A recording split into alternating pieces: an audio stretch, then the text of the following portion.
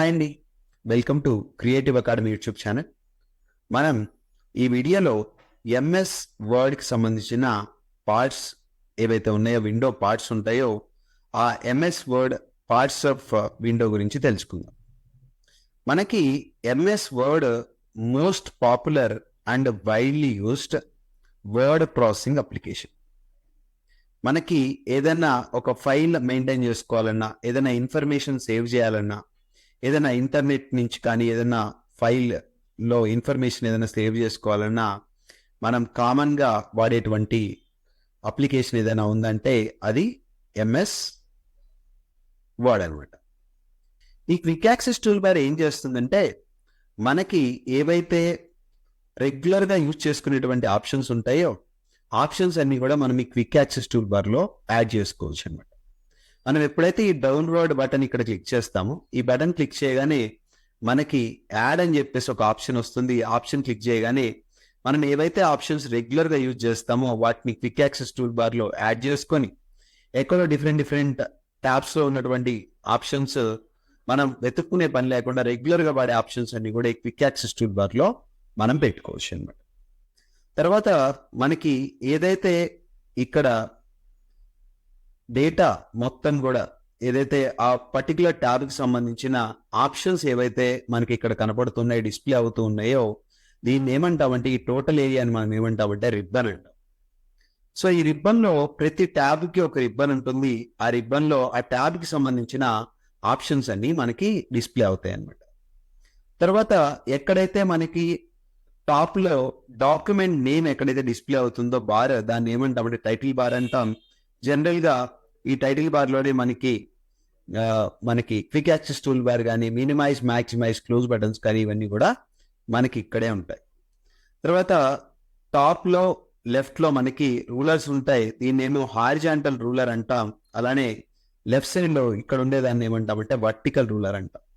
ఇవి ఏం చేస్తాయంటే, మనకి మార్జిన్ ఎంత స్పేస్ వదిలిపెట్టాం, అలానే ఎక్కడి నుంచి డేటా టైప్ అవుతుంది, ఇలాంటివన్నీ కూడా అడ్జస్ట్మెంట్ చేసుకోవడానికి, పారాగ్రాఫ్ ఇండెంట్ ఇవ్వడానికి, లైన్ ఇండెంట్ ఇవ్వడానికి మనకి రూలర్స్ చాలా యూస్ఫుల్గా ఉంటాయి. తర్వాత ప్రతి ట్యాబ్లో ఉండేటువంటి ఆప్షన్స్, ఈ రిబ్బన్లో ఉండేటువంటి ఆప్షన్స్ ఏం చేశారంటే డిఫరెంట్ గ్రూప్స్గా డివైడ్ చేయడం జరిగింది. ఆ గ్రూప్స్గా డివైడ్ చేస్తే ఇక్కడ కానీ మనం చూసినట్లయితే క్లిప్ బోర్డ్ అనేది ఒక గ్రూపు, ఫాంట్ అనేది ఒక గ్రూపు, పారాగ్రాఫ్ అనేది ఒక గ్రూపు, ఇలా సిమిలర్ ఆప్షన్స్ అన్ని కూడా డిఫరెంట్ గ్రూప్స్లో సెట్ చేసామన్నమాట. ఎక్కడైతే మనం ఈ వైట్ ఏరియా ఉందో దీన్ని ఏమంటామంటే డాక్యుమెంట్ ఏరియా అంటాం. మనకి ఎక్కడైతే ఇక్కడ పైన కానీ మీరు చూసినట్లయితే ఇండెంట్ తర్వాత ఏదైతే ఏరియా ఉంటుందో, ఇండెంట్ ఈ లెఫ్ట్ సైడ్ ఉన్నటువంటి ఏరియా మనం టైప్ చేయలేమన్నమాట. అది indent, margin space left from margin నుంచి వదిలిపెట్టినటువంటి స్పేస్. దాన్ని మనం ఏదైనా అడ్జస్ట్ చేసుకుంటే మాత్రమే అవతల మనం టైప్ చేయగలం. మనం టైప్ చేసేటువంటి ఏరియా ఇక్కడ ఏదైతే మనకి రూలర్లో కనపడుతుందో, ఆ ఇండెంట్ వదిలేసిన తర్వాత, రైట్ ఇండెంట్, లెఫ్ట్ ఇండెంట్ వదిలేసిన తర్వాత మధ్యలో ఉండేటువంటి ఖాళీ ప్లేస్లో దీన్ని మొత్తాన్ని మనం డాక్యుమెంట్ ఏరియా అంటా మనం ఇక్కడ టైప్ చేసుకోవచ్చు అన్నమాట. ఎక్కడైతే మనం బాటంలో చూస్తామో, ఈ బాటంలో ఏముంటుందంటే స్టేటస్ బార్ అంటాం. ఈ స్టేటస్ బార్లో నెంబర్ ఆఫ్ పేజెస్ ఎన్ని, నెంబర్ ఆఫ్ వర్డ్స్ ఎన్ని, ఏ లాంగ్వేజ్ ఉంది, యాక్సెసిబిలిటీ ఏంటి, ఇవన్నీ కూడా మనం బాటంలో స్టేటస్ బార్లో చూడొచ్చు. అలానే different types of use, print layout అని, వెబ్ లేఅవుట్ అని, రీడింగ్ లేఅవుట్ అని మనకి డిఫరెంట్ లేఅవుట్స్ ఉంటాయి. బేస్డ్ ఆన్ రిక్వైర్మెంట్ మనం డిఫరెంట్ వ్యూస్ చూసుకోవడానికి ఈ డాక్యుమెంట్ వ్యూ ఉంటుంది. ఇక్కడ మనం వర్టికల్ రూలర్ని చూడొచ్చు. Top to bottom page movement కోసం వర్టికల్ రూలర్ మనం వాడతాం. అలానే లెఫ్ట్ రైట్ మూవ్మెంట్ కోసం మనం హారిజాంటల్ రూలర్ అనే దాన్ని వాడతాం.